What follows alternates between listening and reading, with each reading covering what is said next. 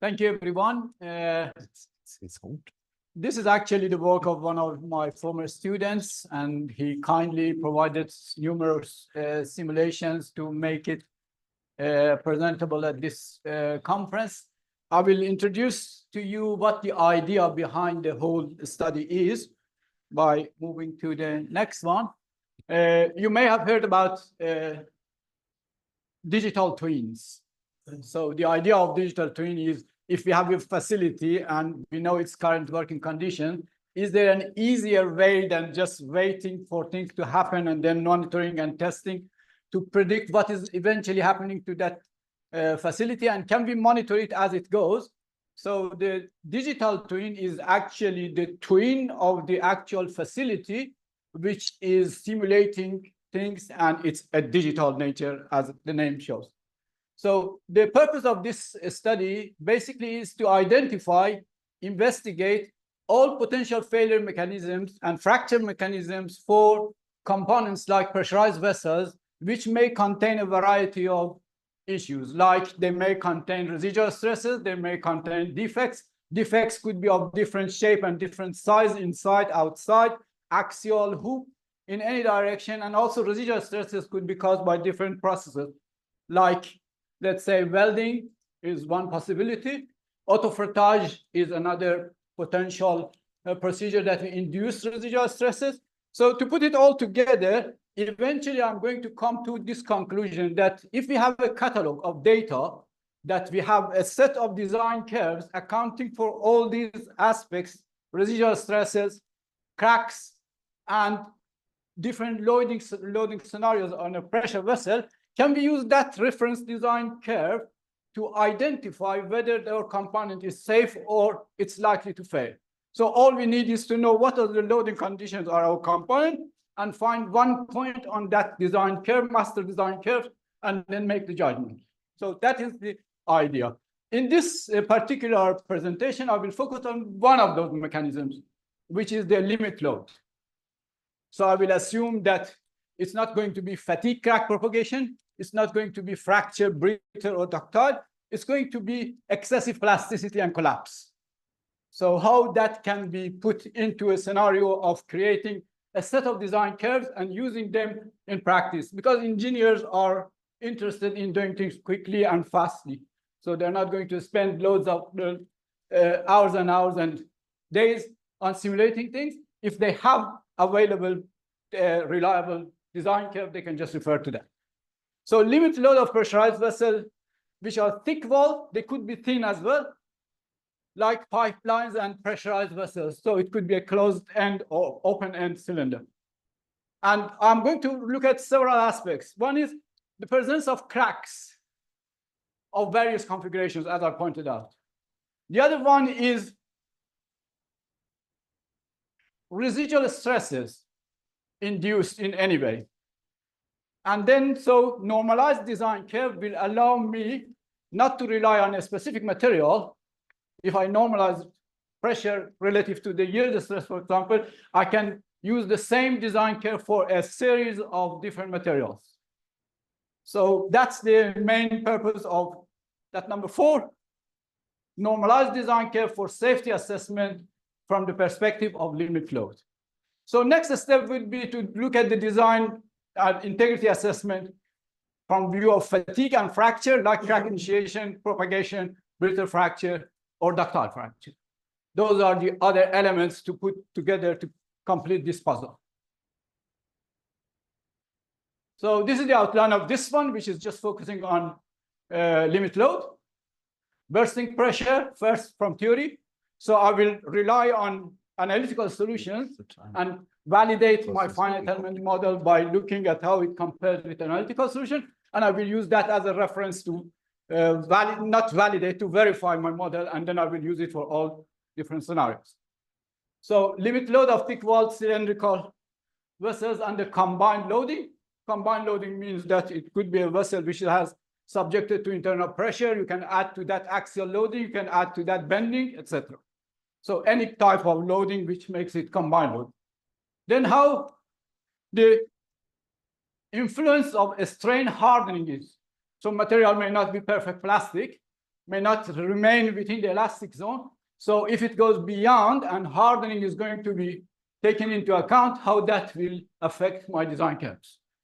And then influence of cracks, and then inducing residual stresses, and then redistributing residual stresses. So if we have residual stresses in an uncracked system, and then we insert a crack, or for some reason a crack appears, then those residual stresses will be redistributed. We will have a new set of this distribution of residual stresses that will have a different impact on what happens to the vessel. So residual stresses redistribute, and then eventually I can look at the impact of all these parameters together on fracture. Bursting, based on the famous Terskau-Mises criterion for closed end and for open end cylinders, are well known and established in literature. You can refer to them and you have all these things. So error estimation, when we use finite element to verify that, as you can see, except for the singular point, which is naturally depending on the mesh refinement, the rest of it is offering a very reasonable low level of error. And you can see from the results and compared with the analytical solution of Gao and also Dixon, that both Terskau and Mises are reasonable, well valid. So my model is verified, it works. From now on, I can use that finite element model and move on to the next steps. So solutions were compared to FEA data, and curve fitting was used to find the error, and that is how we conclude this model. Finite element approach is verified. So it's sort of sensitivity analysis embedded in that as well. Now, limit load solutions for thick wall and thin wall cylinders from theory are all plot, all available solutions from analytical solutions, and then FE simulations added to that. Pressure and axial load normalized. And so this is a normalized curve. As you can see, it goes from 0 to 1, from 0 to 1. So it's not specific to a specific material. Now we have the framework, and based on finite element, as we can see, all these simulations are pretty close to the theoretical solutions, and these are not very accurate solutions that you can see a bilinear like the one by Baden and one Hales and Baden and Iceforce. These are approximate one which don't cover all the fields. So there's a very good agreement. Let's look at the case of thick wall cylinder and use FE analysis yield curves for open-end cylinders. We will end up with a catalog like this. As you can see, the radius of outer to the inner diameter of the vessel is changed from 1 to 1.75, which makes it from a very thin to a very thick vessel. Then we can do a similar thing and look at the effect of a strain hardening. This is the effect of a strain hardening. As you can see, as we introduce more and more plasticity beyond the elastic limit and do not rely on a perfect plastic model, then we can see how this has an impact on increasing the ratio. So it means that if we have hardening, then the overall performance will be improved. And the collapse load or yield or limit load will be reached later on. Again, verification and comparison with the existing results from Gao. The strain hardening summarized. So these will be part of the design curve that we will use. And as you can see, these are what I mean by perfect plasticity and any kind of, as you can see, this is the power law model, which is very common for considering hardening. You can consider as kinematic hardening, or you can consider isotropic hardening, or any combined hardening that you like. All different configurations of cracks. We are going to have a catalog, so I have to take every possibility. In reality, a crack may be none of this, yeah, because a crack may have any direction. But what people do in practice, in design, they look at different, if all the cracks are explored, they look at different configurations and they look at the worst case scenario. So they take the deepest and the longest crack where it is, and they just rely on that. If that works, then anything below that also works. So these are all the types of cracks that you can imagine, inside or outside, axial, or as you can see classified here. Cracks could be hoop or circumferential, could be axial, or could be a mixture of those two. And if they are hoop, they could be internal or external. They could be true thickness, they could be partly true, they could be fully extended around, they could be partly extended. So any type of crack is included in the way that we define the geometry of a crack. And then on the other side, for axial, we have internal, external, and sealed and open pressurized, and also sealed and open internal. So what I mean by open is this, that pressure can apply inside the crack as well. And what I mean by seal is this. So if I look at all of these, which takes a lot of finite element simulations, then the output will be something ready for you to use, at least for limit load analysis so far. Various cracks, how they influence limit load. Okay? Whatever crack size you have, go and find the corresponding curve. If you are below that, you are safe. If you are outside that, you are not safe. Very easy, straightforward approach to quick judgment of what is happening. If you are a design engineer in a workplace and they ask you to say, what happens to this, give me an answer for this problem today, then you would be able to do just identify what is happening, what are the load conditions, what is the crack, what are the stress state in the component that you have. And you have one point on this one. If it's here, for example, these are all safe, these are all unsafe. This is just the impact of crack configuration. Now I can do the same thing for residual stress, and then I can do the same thing for the combination of them. Again, Gao and co-workers provided a solution for external hoop cracks. We did the finite element analysis to just capture, again, verify the simulation. This could be done for without a crack, or with a crack, without a residual stress field, or with a residual stress field. They are all verifiable very easily and straightforward.